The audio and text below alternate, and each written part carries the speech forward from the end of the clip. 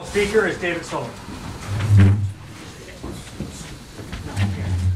Well, thank you everybody for coming and caring about county government.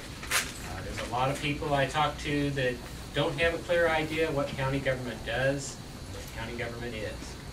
And that's one of the things that I really enjoy when I do go door to door, and I know you both have, because I talk to people and say, yeah, Richard's been there or Sandy's been there.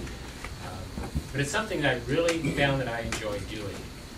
I committed myself to public service 6 years ago, put my life plans on hold, and ran for PUD Commissioner, and was elected here to represent people in District 2. 4 years ago, I was elected County Commissioner. And at that time, I went to 8,500 households throughout the county, knocking on doors and talking to people. And it's just amazing how much you can learn doing that. Tell one short story of one door I went to. And, okay, I'll try to talk a little louder, sorry. I went to one door, knocked on the door, and my grandmother came to the door who was babysitting 3 children because mom was at work. No mention was made of dad. Right away, 2 of the children stepped to the back, kind of in the dark. I couldn't see them very well. But one little girl, who turned out to be 3, stepped right up front and said, "Who are you?" Well, I said, "Well, I'm David Sullivan. I'm your county commissioner." Kind of talking to Grandma at the same time. And she says, "What's that?" And I said, "Well, it's one of the leaders that are picked by people in the county." She said, "What do you want to do that for?" I said, "Well, trying to put it in her language, we want to make this a better place. I like to solve problems, and we want to make this a better place for when you're ready to take over." And I said, "Are you ready to take over?" She paused for a minute, and she said, "Not yet." And really, there's a lot right there in that little story that tells why I'm running, and running again. We face a lot of problems. And that's no different than it was 4 years ago, and probably no different than it'll be 4 years from now.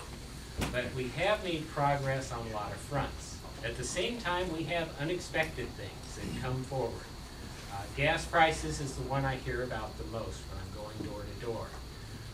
People are really worried about that. It's changing their lifestyle. Along with that, it's being on fixed incomes and finding their investments going down, and just worried about the uncertainty that we have right now in our national economy and how that's affecting us. So, you know, it's tempting to rebut some of the things I've heard here, but one of the reasons, when you look at this little card that's going around and shows some of our accomplishments, one of the reasons that you see that we have not tapped the bank capacity, which is the capacity to raise your property taxes up to $500,000 a year for the last 3 years, is that it's just not a good way to raise funds for government. And it's not a good time to do it now.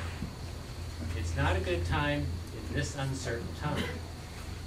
But what we've been able to do with prudent spending during the first couple of years in office is set aside reserves.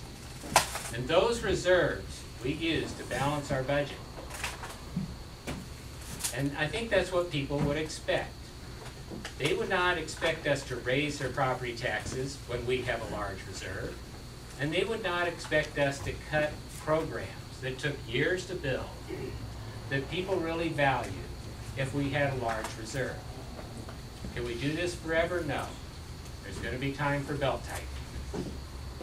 And we're starting a process where we're going to be more collaborative with all of our elected officials, with all our department heads, to plan on how we're going to do that. But it's not near as urgent as far as county government goes. We've been able to do some things to really help people during this time. We provided stable funding for mental health, chemical dependency, and domestic violence that wasn't there when we first started. And we've been able to do a number of things here, clean up junk cars, but the most important thing is get the Port Hadlock sewer back on track. And right now, we've got an approved sewer plan. We are on track to get digging in 2010 and do a project that hasn't been able to be accomplished in decades of talk. So I'm proud of that. And when we get done with that, what you're going to find is people are going to benefit more than it costs them. And that's by law. We cannot assess people more than they benefit from the sewer. And so every property owner is actually going to come out ahead on this. And I can explain that more later, but my time is running out.